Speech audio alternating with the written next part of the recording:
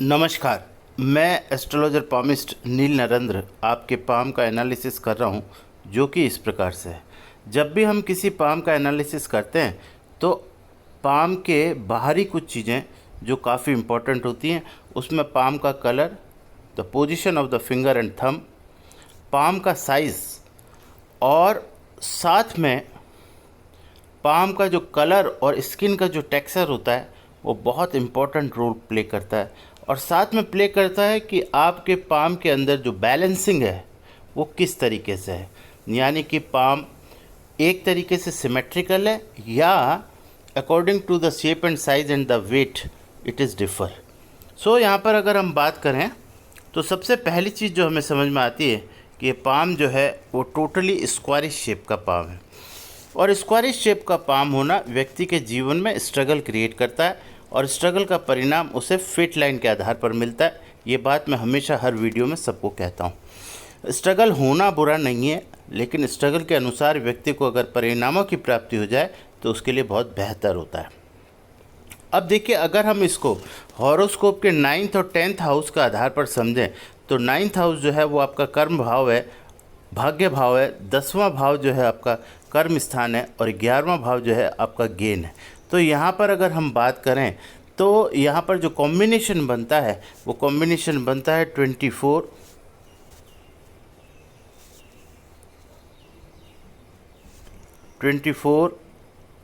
31 और आपका बनता है 45। अब देखिए, ये जो 45 है, जो 11th हाउस के पॉइंट हैं, ये पॉइंट बहुत ही टिपिकल पॉइंट होते हैं। इतने पॉइंट नॉर्मली साधारण क्या, अति साधारण, अति विशिष्ट व्यक्तियों के हाथ में भी इतने पॉइंट नहीं होते। अगर हम अपने सराउंडिंग हजारों लोगों के हाथों को देखें और उसके आधार पर हम कैलकुलेशन करें तो 11वें भाव की जो सिचुएशन है, यानी 11वां भाव जितना स्ट्रांग है, इतना स्ट्रांग नॉर्मली होता नहीं है। 45 पॉइंट का मतलब ये होता है कि आप जीवन के अंदर गेन अगर करने पर आ जाएं तो उसकी कोई सीमा नहीं है, यानी कि जिसे हम कहते हैं कि अनलिमिटेड मनी जिसको हम कहते हैं, वो व्यक्ति को प्राप्त होती है 45 पॉइंट से। नॉर्मली जो लोग बहुत अच्छी ज़िंदगी जीते हैं, यानी कि जो हम कहते हैं कि करोड़पति की श्रेणी के जो लोग होते हैं, उनके भी पॉइंट जो होते हैं वो 32 से 35 होते हैं, यानी उसमें भी वो सरवाइव करते नहीं हैं, बहुत बेहतर ज़िंदगी जी करके जाते हैं जिसमें किसी भी तरह के सुख और साधनों की कमी नहीं होती। लेकिन 45 पॉइंट का हो जाना एक तरफ तो अच्छा होता है तो एक तरफ ख़राब क्यों होता है? क्योंकि देखिए, नॉर्मली किसी भी हाउस के अंदर जो पॉइंट्स होते हैं वो होते हैं, जो बेहतर माने जाते हैं, जो नॉर्मल कैटेगरी के होते हैं, वो होते हैं 28। अब 28 से जितने पॉइंट एक्सीड होते हैं किसी भी हाउस के अंदर, वो पॉइंट्स दूसरे 11 भाव जो रिमेनिंग है उसमें से पॉइंट जाते हैं। जब उसमें से पॉइंट जाएंगे और कोई भाव बहुत ज़्यादा स्ट्रांग हो जाएगा तो इसका मतलब दूसरे भाव कमज़ोर होंगे, तभी ये भाव इतना ज़्यादा एक्सेस में स्ट्रांग हो गया। अगर हम इस चीज़ को ना समझें अपने जीवन में तो ये बहुत बड़ी परेशानी भी पैदा कर सकता है आपकी ज़िंदगी के अंदर, और ये एक अचीवमेंट के बजाय आपके जीवन को ख़राब करने का भी इसमें एक ऐसा इंडिकेशन हो जाता है कि अगर आपने अपनी लाइफ को बैलेंस नहीं किया, क्योंकि आपकी लाइफ में जो एक हिस्से का बहुत ज़्यादा भारी हो जाना, निश्चित तौर पर दूसरे हिस्से पर अगर अपना संपूर्ण वजन और ध्यान नहीं दिया तो आपके गिरने की संभावना ज़्यादा हो जाती है। तो कहते हैं कि अति जो है वो कभी कभी सर्वत्र वर्जते, कई बार अति भी किसी चीज़ की ज़्यादा हो जाती है तो वो भी नुकसान करती है। अब इसको बैलेंस अगर करना आप सीख जाएं, यानी कि आपके एक तराजू के अंदर, जीवन के एक तराजू में बहुत ज़्यादा वजन हो, तो आपको दूसरे तराजू को बैलेंस करने के लिए कुछ रेमेडी और एस्ट्रोलॉजिकल रेमेडी अपने डे टू डे की लाइफ में कुछ चेंजेस करने बहुत आवश्यक है। अन्यथा आप इस चीज़ को मैनेज ही नहीं कर पाएंगे, क्योंकि ये आपके कंट्रोल से बाहर हो जाएगी। यानी कि आपको जीवन में भगवान ने एक ऐसा शेर पकड़ा दिया है हाथ में, जिसको कंट्रोल करना, लगाम लगाना, ये आपको सीखना पड़ेगा, वरना वही शेर जो है वो आपको ही समाप्त कर देगा। यानी कि स्थिति बिल्कुल समझने वाली है और बिल्कुल देखने वाली है कि you have a dangerous lion with you या तो आप उस पर कंट्रोल करें, नहीं तो वो आप पे कंट्रोल करेगा और आपको नष्ट करेगा। तो ये थ्योरी यहाँ पर बिल्कुल क्लियर मैं कर देना चाहता हूँ, जिससे आपके मन में किसी तरह की कोई दुविधा ना रहे। अब देखिए, दूसरी जो चीज़ है वो ये है कि इनका जो वाणी है, वाणी का मतलब होता है कि बोलने का तरीका, उस पर राहु की दृष्टि होने की वजह से आपको इस बात से सावधान रहना पड़ेगा कि अगर ये कभी अपनी भाषा पे, जब इनका जो नक्षत्र होते हैं हमारे, जब जब चंद्रमा का नक्षत्र इनका ठीक नहीं होगा, ऐसे 6 या 5 ऐसे नक्षत्र होते हैं जो महीने में आते हैं, यानी कि महीने के 4 या 6 दिन कोई ऐसे ज़रूर होंगे जिसमें इनकी वाणी इतनी ज़्यादा ख़राब हो जाएगी कि आप सुनने के लिए भी आपको कान बंद करने पड़ेंगे। यानी कि ये कुछ भी बोल सकते हैं आपको, कुछ भी का मतलब कुछ भी, इट मे बी एब्यूजिव और it may be non parliament language और आपका हो सकता है। उसके बाद आप देखेंगे कि अचानक से ये बिल्कुल नॉर्मल हो जाते हैं और बहुत ज़्यादा आपसे दुलार करने लगते हैं, आपसे प्यार करने लगते हैं। आपको समझ नहीं आता कि यार ये बिहेवियर क्या है कि ये व्यक्ति कभी तो इतना ज़्यादा आउट ऑफ वे बोल जाता है और कभी इतना ज़्यादा प्यार करता है, तो आप खुद कंफ्यूज हो जाते हैं। ये होता है प्लैनेट्स की वजह से, जिसे हमें समझना बहुत ज़्यादा आवश्यक है। देखिए मंगल सॉरी देखिए मंगल और शुक्र, क्योंकि मंगल इनका जो है वो शुक्र से प्रभावित है। This Mangal is concern with the शुक्र, क्योंकि आप देखेंगे कि यहाँ पर आउटर मार्स और ये है आपका वीनस और ये है आउटर मार्स। आउटर मार्स और वीनस के अंदर कोई डिफरेंस नहीं है, ये दोनों एक से हो गए। यानी कि ये जो धरा आपको नीचे नज़र आ रही है, यानी नीचे जो ज़मीन नज़र आ रही है, इसमें इन दोनों का पार्टिसिपेशन, यानी इनके अलग अलग पार्ट दिखाई नहीं दे रहे, ऐसा लग रहा है ये दोनों एक ही हैं। ऐसी स्थिति के अंदर व्यक्ति के अंदर बचपन से एक कामुकता आ जाती है। कामुकता का मतलब वो कामुक चिंतन करता है और थोड़ा बड़ा होने के बाद कामुक क्रियाओं में इन्वॉल्व भी हो जाता है, अगर आप इस पर ध्यान ना दें तो। पर ये चीज़ें जो हैं ये बहुत ही ज़्यादा वॉच करने वाली होती हैं और बहुत ध्यान से समझने वाली होती हैं। अपने बच्चे की परवरिश के लिए आपको इन सब चीज़ों को उसे समझाना होता है, अन्यथा वो इन चीज़ों में इन्वॉल्व हो जाता है। यानी कि इस बात का आपको ध्यान रखना पड़ेगा। ये उसके मानसिक और शारीरिक शरीर के लिए या शरीर के डेवलपमेंट के लिए या पर्सनैलिटी डेवलपमेंट के लिए बहुत नेगेटिव रोल प्ले करता है। इस बात का आपको ख्याल रखना पड़ेगा। दूसरी चीज़, चंद्रमा और मंगल की युति यानी आमने सामने हो जाना व्यक्ति को कई बार बहुत अड़ियल और बहुत तेज उत्तेजित होने वाला बना देता है और अचानक से फिर बहुत ज़्यादा भावुक बना देता है। अब भावुकता मतलब वो उसकी बात सुन के आपको रोना आ जाएगा, इस तरीके की भावुकता की बात वो करेगा। और कभी इतना अड़ियल स्वभाव करेगा कि आपको समझ नहीं आएगा कि ये है क्या, यानी इट्स अ मिस्टीरियस बिहेवियर, यानी बड़ा मिस्टीरियस बिहेवियर होता है। आपको समझ ही नहीं आता, रहस्यमय करैक्टर हो जाता है कि आखिर ये बच्चा जो है वो किस कैटेगरी का है, ये क्या है। इसको सोच सोच करके आपका दिमाग ख़राब हो जाएगा, लेकिन आपकी समझ नहीं आएगा कि ये स्थिति बेसिकली है क्या।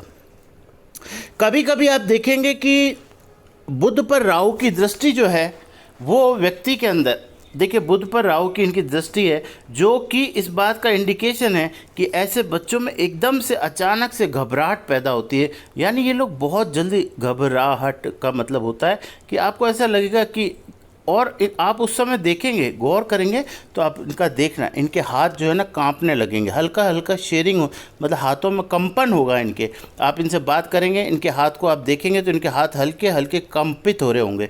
ऐसी स्थिति में ये क्या करते हैं कि इनका जो इंटरनल आत्मविश्वास है वो बहुत कम हो जाता है और इनको एक अजीब किस्म की घबराहट और अजीब किस्म का इनका जो लो कॉन्फिडेंस है इनके शरीर को प्रभावित करता है और इनके हाथ पैरों में शेयरिंग होने लग जाती है, यानी हाथ पैर ऐसे कांपने लगते हैं। आँखों के हिसाब से मैं बता दूं तो इनको हमेशा राइट आई का हमेशा ख्याल रखना पड़ेगा, क्योंकि राइट आई इनकी कमज़ोर होने की संभावना ज़्यादा है विद कंपेयर टू लेफ़्ट आई। यानी कि आपके हाथ जो आपका जो आँखें हैं उस पर आपको ख्याल रखना पड़ेगा। इनकी दृष्टि जो है उम्र के बढ़ने के साथ साथ यानी चश्मा लगने वाली स्थिति हो जाती है और धीरे धीरे ये जो है इनको ऐसा महसूस होगा, हल्का हल्का सिर दर्द होगा। जब आप चेक कराएंगे तो आपको लगेगा कि डॉक्टर कहेगा कि इनकी आँखें थोड़ी कमज़ोर हो गई। तो इस बात का भी आपको ख्याल रखना है। दूसरी चीज़ ये कि यहाँ पर मैं आपको और स्पष्ट कर दूँ, क्योंकि यहाँ पर फोर्थ हाउस में केतु का प्लेसमेंट जो है, फोर्थ हाउस होता है केतु, मतलब Ketu fourth house represents the house of mother and luxury. तो यहाँ पर मैं आपको बता दूँ कि इनकी उम्र बढ़ने के साथ साथ मदर की परेशानियाँ बढ़ती जाएगी। ये बात हमेशा याद रखिएगा, बहुत इंपॉर्टेंट बात बता रहा हूँ मैं यहाँ पर, बहुत समझने वाली बात है कि इनकी जैसे जैसे आयु बढ़ेगी वैसे वैसे इनकी मदर की परेशानियां बढ़ती चली जाएंगी, परेशानी बढ़ती चली जाएगी। अच्छा, आप कहेंगे कि सर ऐसे कब तक बढ़ती चली जाएगी, तो मैं यहाँ आपको बता रहा हूँ, और ये परेशानी ठीक उस समय ख़त्म होगी जैसे ही इनका विवाह हो जाएगा। यानी कि इनका विवाह आप जितना जल्दी करेंगे उतना आपके घर में सुख और शांति उतनी जल्दी आएगी, और इनकी माँ की परेशानियाँ भी उस दिन ख़त्म होगी जिस दिन इस बच्चे का विवाह होगा।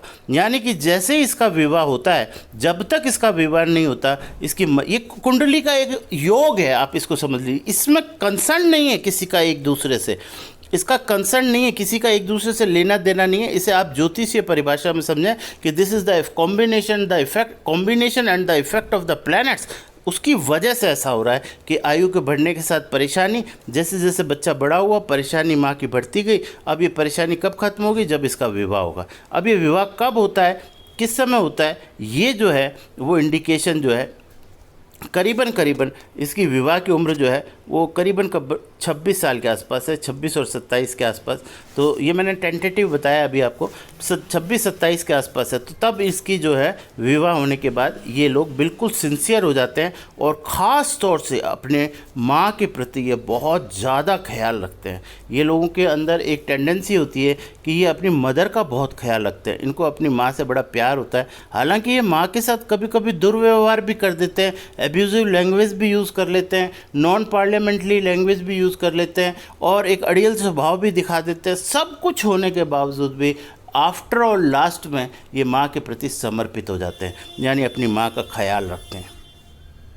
अब देखिए यहाँ पर क्या है कि जो इम्पोर्टेंट चीज़ मैंने आपको बताने का प्रयास कर रहा हूँ वो ये कर रहा हूँ कि ये जो बच्चे होते हैं इनको जीवन में इनकी जो सबसे बड़ी प्रॉब्लम होती है वो मैं अब आपको बताता हूँ कि ये कहाँ मात खाते हैं। ये मात खाते हैं अपने जुपिटर की वजह से, यानी कि बृहस्पति ग्रह की वजह से, जो इनकी कुंडली में कंबस्ट हो रहा है। कंबस्ट का मतलब अस्त हो रहा है, और साथ में इनका वीनस जो है वो अस्त हो रहा है, यानी कि इस दो प्लेनेट। चलो हम वीनस को एक बार थोड़ा साइड में करते हैं, क्योंकि वीनस के लिए तो उपाय हो जाते हैं आसानी से। अगर जुपिटर ठीक होता है तो वीनस ऑटोमेटिकली ठीक होने लगता है। लेकिन यहाँ ये जुपिटर की समस्या बड़ी खतरनाक है। इस जुपिटर की वजह से इनका जो विवेक है, आप समझने का प्रयास कीजिए कि मैं क्या कह रहा हूँ। इनका विवेक यानी कि इनका जो विजडम है, जो इनकी बुद्धि की, जो इनका ब्रेन यानी जो बुद्धि है, उसकी जो लगाम है वो होता है हमारा विजडम, वो होता है हमारा विजडम। अब ये विजडम जो है वो बेसिकली क्या है? विजडम हमारी एस्ट्रोलॉजिकल लैंग्वेज में है जुपिटर। जुपिटर का ठीक ना होना इनके लाइफ के अंदर इनके लग्न को कमज़ोर कर देता है, क्योंकि जुपिटर का प्लेसमेंट इनके लग्न में है। जुपिटर जहाँ भी प्लेस होता है उसको कमज़ोर कर देता है, इस बात का आपको ख्याल रखना चाहिए। और साथ में इस विजडम को अगर आप कंट्रोल कर लें तो ये अपनी ज़िंदगी को बहुत बेहतरीन तरीके से जी सकते हैं। देखिए इनके जो ज़िंदगी के अंदर रोज़ इनका जो मूड स्विंग की जो प्रॉब्लम होती है, इनकी आज मूड अच्छा है, कल ख़राब, फिर परसों ख़राब, फिर अच्छा, फिर ख़राब, फिर अच्छा। मतलब आपको समझ ही नहीं आएगा कि इस व्यक्ति का मूड कब अच्छा है और कब ख़राब है। हर समय आप इस बात से आशंकित रहेंगे कि हमारी किसी एक्टिविटी से इसका मूड ख़राब ना हो जाए। एक डर सा बैठा रहेगा आपके मन में, यानी आपके मन में एक कोई भी बात आप करेंगे इस बच्चे से तो आपको सबसे पहले इस बात का डर होगा कि इस बात को कहने से कहीं ये बुरा ना मान जाए या इसको अच्छा ना लगे। ये परेशानी आपके साथ बहुत बड़ी खड़ी हो जाएगी, और ये होता है इनकी विजडम की वजह से, क्योंकि इनका विजडम जो है वो कभी तो इतना जागृत हो जाता है कि दुनिया में इनसे बढ़िया कोई नहीं, और कभी इनका विजडम इतना नीचे गिर जाता है कि इनसे दुनिया में घटिया कोई आदमी नहीं। यानी कि दोनों प्रवृत्ति इनकी साथ साथ चलती है। तो विजडम को कंट्रोल करने का सबसे बड़ा मैं कुछ उपाय बताऊंगा आपको। जैसे ही इनका विजडम कंट्रोल होगा, ये जो 45 पॉइंट मैंने 11वें हाउस में बताए थे, ये उसको कंट्रोल करने का आपको शानदार तरीका है। तो ये अपने जीवन के अंदर इतनी ज़्यादा तरक्की कर सकते हैं कि आप सोच नहीं सकते। और वैसे मैं आपको बता दूं कि यहाँ पर जो 11वें भाव का जो इनको रिज़ल्ट मिलता है वो एक तरीके से इनकी एजुकेशन से इनका लाइफ में कोई यूज़ नहीं आने वाली। इनको आप कुछ भी पढ़ा दीजिए, चाहे इंजीनियर बना दीजिए, डॉक्टर बना दीजिए, कोई मतलब नहीं है। ना ये ज़्यादा पढ़ते हैं, ऐसे बच्चे ज़्यादा पढ़ते भी नहीं हैं, इनको पढ़ने में ज़्यादा कोई इंटरेस्ट भी नहीं होता। ये केवल नाम के लिए पढ़ते हैं कि हाँ भाई हमारी डिग्री कंप्लीट हो जाए, हमारे को कागज़ में डिग्री मिल जाए। क्योंकि जहाँ पर ये हाथ ऐसे घूम जाता है, देखिए मैं दोबारा बताता हूँ, ये हाथ ऐसे जहाँ घूमता है, ये ऐसे लोगों के जीवन में उनकी जो बेसिक एजुकेशन है वो इनके जीवन में कभी इनके काम नहीं आती। वो खाली कागज़ के एक तरह से टुकड़े होते हैं जो उनको केवल ये बताते हैं कि ये बच्चा एजुकेटेड है, बस, इससे ज़्यादा कुछ नहीं। वो एजुकेशन इनकी लाइफ में कभी काम नहीं आती। इस बात को आपको ख्याल रखना होगा। अति महत्वाकांक्षी लोग होते हैं, इनका जो महत्वाकांक्षा है ना वो अति का मतलब ज़रूरत से ज़्यादा महत्वाकांक्षी होते हैं, ज़रूरत से ज़्यादा कुछ अच्छा करने की उम्मीद करते हैं, ज़रूरत से ज़्यादा। और अगर उसमें ये ज़रा भी फेल होते हैं तो बहुत जल्दी डिप्रेशन में चले जाते हैं। इनको लगता है ये ज़िंदगी ही बेकार है, क्या फ़ायदा है ऐसी ज़िंदगी जीने से, कोई मतलब नहीं है। यानी कि ये इस लेवल पर बात सोचते हैं कि अगर करें तो बहुत बेहतर करें, नहीं तो फिर बेकार है, कुछ मतलब। ये बीच के व्यक्ति नहीं है, यानी इनको आप साधारण ज़िंदगी मतलब इनकी चलती नहीं है। आप सोच लीजिए, या तो ये टॉप पे रहेंगे या तो ये हीरो रहेंगे या फिर जीरो रहेंगे। इनकी कहानी सिंपल सी है, या तो हीरो या फिर जीरो, बस। या तो दो ही चीज़ें हैं इनके पास, बीच का कोई साधन नहीं है इनके पास। इसलिए इस बात को आपको अभी से समझ जाना चाहिए कि ये टेंडेंसी इसकी है। इसलिए इसके ऊपर आपको इसकी एनर्जी जो है, जो इसकी एनर्जी 45 पॉइंट पे ले जाने वाली जो एनर्जी है, उसको आपको बहुत प्रॉपर यूटिलाइज़ करना पड़ेगा इससे कम्युनिकेशन करके कि आखिर ये जीवन में क्या करना चाहता है और किस तरह करना चाहता है। तो वो एनर्जी जब ये अपने उस काम में पूरी तरीके से लगाएगा तो इसके दूसरी चीज़ों से सब तरफ से दिमाग हट जाएगा और ये केवल उसी ओर आकर्षित होगा जो इसका पैशन है या इसका जो एक्स फैक्टर है। अब देखिए यहाँ पर मैं बताऊं कि ये लोग विचारों के बड़े तेज होते हैं, बहुत सारी चीज़ों को ये पढ़ते हैं, ये हर सब्जेक्ट को पढ़ते हैं ये। और सब्जेक्ट जो ये पढ़ते हैं ये किसी को बताते नहीं कि हम पढ़ते क्या हैं। ये स्पिरिचुअल भी पढ़ते हैं। स्पिरिचुअल का मतलब अगर इनके सामने मान लीजिए कि आपका जैसे मान लो सदगुरु का कोई इनका मान लो इनके पास कोई आ गया, वीडियो आ गया इनकी रील के अंदर, तो इससे भी ये अच्छे से देखते हैं। किसी धर्म का आ गया उसको भी अच्छे से देखते हैं। इंटरनेशनल पॉलिटिक्स पर भी ये गौर करते हैं। इंडियन डेली इंसिडेंट्स को भी ये गौर करते हैं। म्यूज़िक पर भी ये ध्यान देते हैं। मतलब ये हर चीज़ को ध्यान से देते हैं, लेकिन बताते नहीं हैं किसी को कि हम क्या करना चाहते हैं, कैसे करना चाहते हैं। बड़ा एक अजीब सा इनका एक मिस्टीरियस बिहेवियर होता है जिसकी वजह से इनके बारे में पता नहीं चलता कि हमें करना क्या है। और फिर इसमें से एक्स फैक्टर निकालना कि बेसिकली अब एक्स फैक्टर क्यों नहीं निकलता उसका भी मैं आपको कारण बताता हूँ। ये जो एक्स फैक्टर नहीं निकलता उसका कारण है, एक्स फैक्टर ना निकलना उसका कारण क्या है? उसका कारण ये है कि चेंज जो विजडम इनका जो चेंज होता रहता है, यानी जुपिटर का जो प्रभाव बदलता रहता है, तो उसकी वजह से ये कभी तो बहुत एक्साइटेड हो जाते हैं, कभी बिल्कुल डिप्रेस हो जाता है कि कुछ नहीं करना ज़िंदगी, मौज करेंगे। इनका एक शब्द होता है, अगर आप इनको ज़्यादा प्रेशराइज़ करोगे बोलेंगे मौज करेंगे भैया, कुछ नहीं करेंगे, मस्ती से खाएंगे पिएंगे सोएंगे रेस्ट करेंगे। और कभी आपको ऐसा लगेगा कि नहीं, आप इस डिस्कस करोगे तो लगेगा कि नहीं ये जीवन में बहुत कुछ करना चाहता है। तो ये जो स्थिति बनती है ये बनती है जुपिटर की वजह से, और जुपिटर की वजह से बनने के कारण ऐसी स्थिति पैदा होती है। दूसरा, ऐसे लोगों के दिमाग में एक बात ये चलती है कि थोड़ा सा मतलब इनको फादर को लेकर के एक बात चलती है कि शुरुआत में इनिशियल एज में इनको लगता है कि फ़ादर मुझे बहुत ज़्यादा सपोर्ट नहीं कर रहे, लेकिन एक समय बीतने के बाद जब एक समय आता है, समय का मतलब जब ये करीबन 25-26 साल के होते हैं, उस समय इनको लगता है कि मैं आज जो कुछ भी हूँ मेरे फादर की वजह से हूँ। यानी कि इनको ये आभास होता है क्योंकि फादर की जो प्रेरणा और फादर का जो इनको सपोर्ट या जो इंटरनल करेज और जो इंटरनल एक पुरुष को एक अपने पिता से जो चीज़ प्राप्त होती है वो चीज़ इनको धीरे धीरे जब प्राप्त होती है और इसका ये जब अनुभव करते हैं तब ये एकदम फ्लैट हो जाते हैं कि यार ज़िंदगी में अगर मुझे कुछ भी मिला है तो मेरे फादर की वजह से मिला है। लेकिन ये एक्सेप्टेंस इनकी छोटी उम्र में बिल्कुल नहीं होती, ये मानने को ही तैयार नहीं होते कि ऐसा कुछ है। तो ये जो चीज़ मैंने आपको बताया कि ये क्यों, क्योंकि ये 25 और 26 साल के जब आसपास होते हैं तो इनकी लाइफ के अंदर एक चेंज आता है और ये अपनी लाइफ को पूरा टर्न आउट कर लेते हैं और एक एग्जाम्पल बनते हैं लोगों के सामने। आप उदाहरण देंगे लोगों का कि ये ऐसा था, अब ऐसा हो गया। ये चीज़ जो है वो बहुत बेहतरीन है इनके जीवन में। दूसरी चीज़ यहाँ पर मैं जो और बताना चाहता हूँ कि देखिए यहाँ पर इनको क्या, इनका नाम जो है, इनका नाम जैसे अभय राठी है जैसे, तो अभय राठी जो नाम है वो अभय राठी नाम के अंदर हमें चेंज करना पड़ेगा थोड़ा सा, जिसके बारे में आप मेरे से बात कर सकते हैं। ये नाम में मैं कुछ ऐड कराना चाहता हूँ, चाहे आप डॉक्यूमेंटली उसको चेंज करा पाते हैं तो फिर करवा लीजिए, नहीं तो एटलीस्ट अपने डे टू डे लाइफ के अंदर आप उस नाम को उसी तरह लिखिए जैसे मैं बताऊँगा। तो उससे क्या होगा, इसीलिए मैंने यहाँ पर ग्रैंडफादर का नाम पूछा था। ग्रैंडफादर के नाम का अक्षर इनके नाम में जोड़ना बहुत आवश्यक है, अन्यथा ये अपने जीवन में उतना बेहतरीन प्रदर्शन नहीं कर पाएंगे जिसकी आपको उम्मीद है। तो फादर का नाम जोड़ने से एक तो क्या है कि ये जो एक श्रृंखला आपकी जो है ना डीएनए की, वो टूट रही है, तो मैं उसको इसके ग्रैंडफादर से और इसको कनेक्ट कर दूंगा, यानी कि उससे ये कनेक्शन बनने से इसको 4 फादर्स की पूरी एनर्जी जब इसको मिलेगी तो इस बच्चे की लाइफ चेंज हो जाएगी,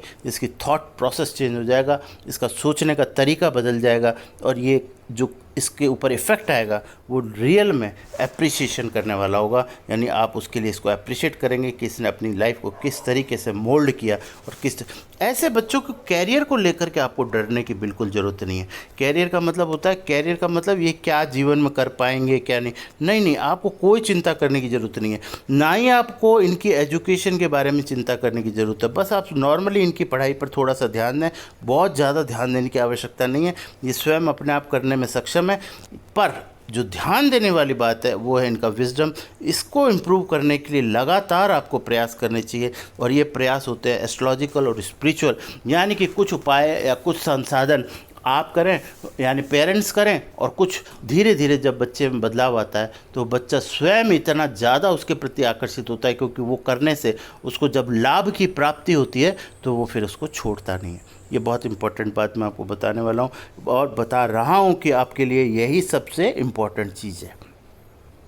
सेकंड जो सबसे इम्पॉर्टेंट चीज़ है कि ऐसे बच्चों में छोटी उम्र में, यानी कि इसकी जैसे अभी एज कम है, तो ऐसी स्थिति के अंदर इसमें थोड़ा सा एक आपको ख्याल रखना पड़ेगा कि ये मंगल और बुध का जो मंगल की जो दृष्टि, मंगल की दृष्टि जो अगर हम देखें जो कॉम्बिनेशन ऑफ मार्स का मतलब होता है, इस मार्स का संबंध जो है, देखिए यहाँ पर ये है आउटर मार्स।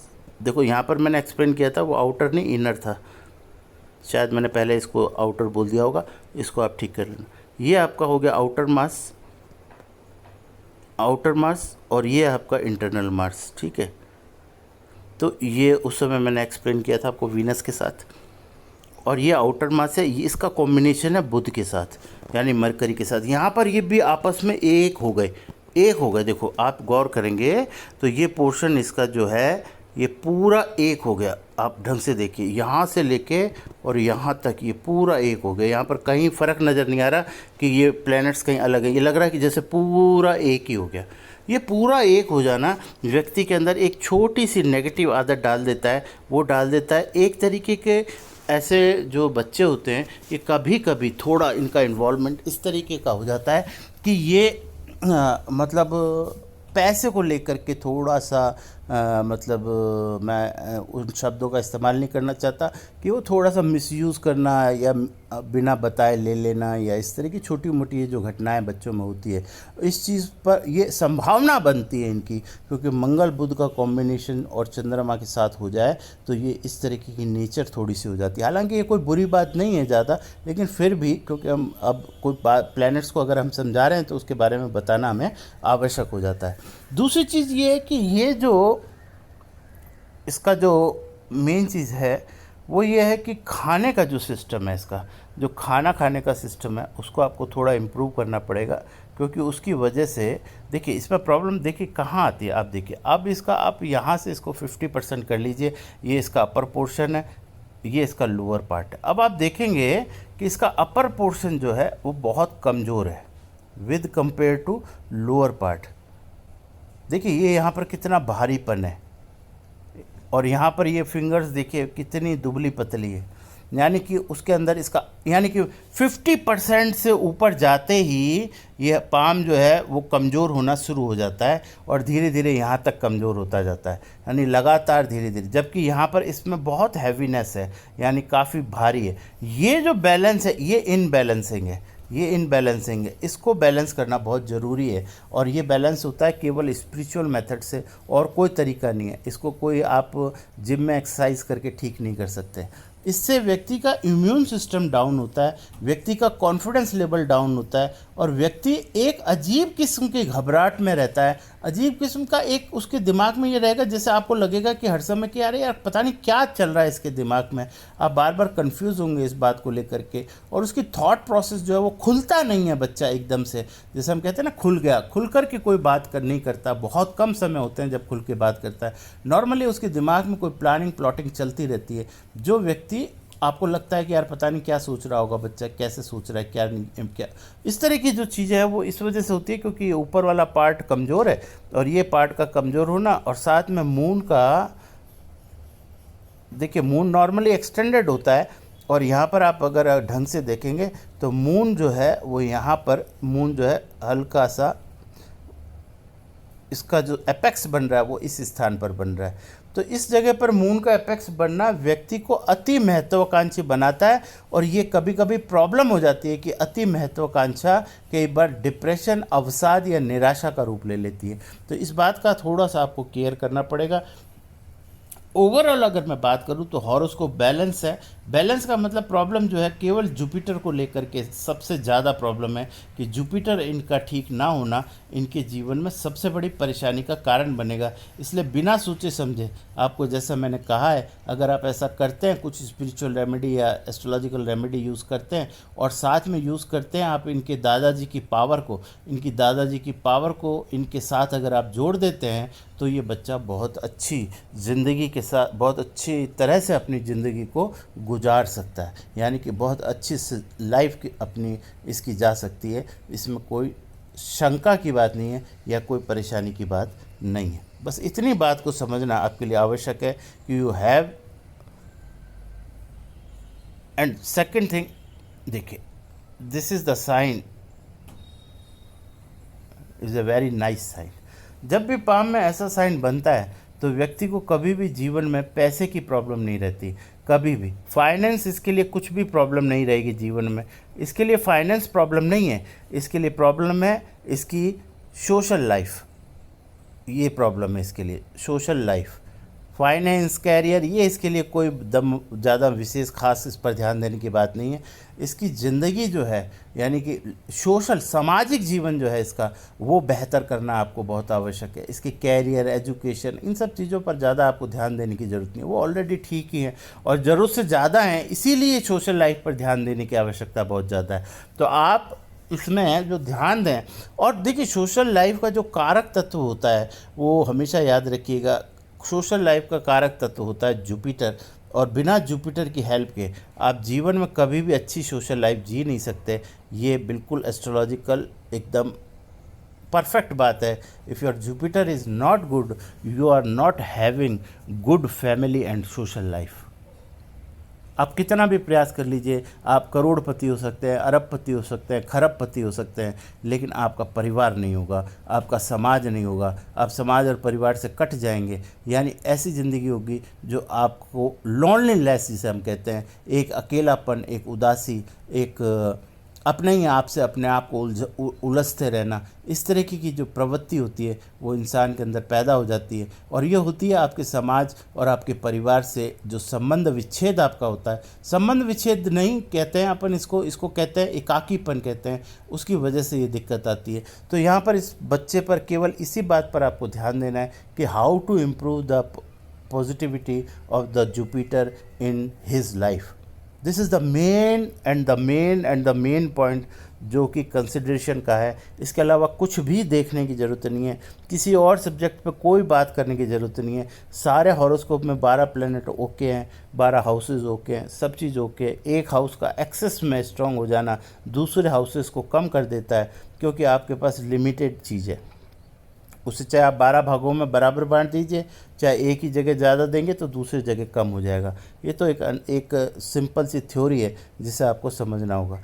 तो यहाँ पर मैं जो इस वीडियो का जो एंड कर रहा हूँ वो इसलिए एंड कर रहा हूँ कि यहाँ पर अब बात जो है इससे आगे कुछ है नहीं, क्योंकि इसमें बिना जुपिटर को ठीक किए जीवन के बारे में कुछ भी कह पाना बिल्कुल भी गलत होगा, क्योंकि यहाँ पर स्थिति ही ऐसी है कि आप कुछ ना करके सिर्फ इसके जुपिटर पर काम कीजिए और बेहतरीन परिणाम आपको मिलने की पूरी पूरी संभावना बन जाएगी। Thank you very much. Radhe Radhe. मन में कोई प्रश्न हो, कोई जिज्ञासा हो तो आप पूछ सकते हैं। Thank you very much.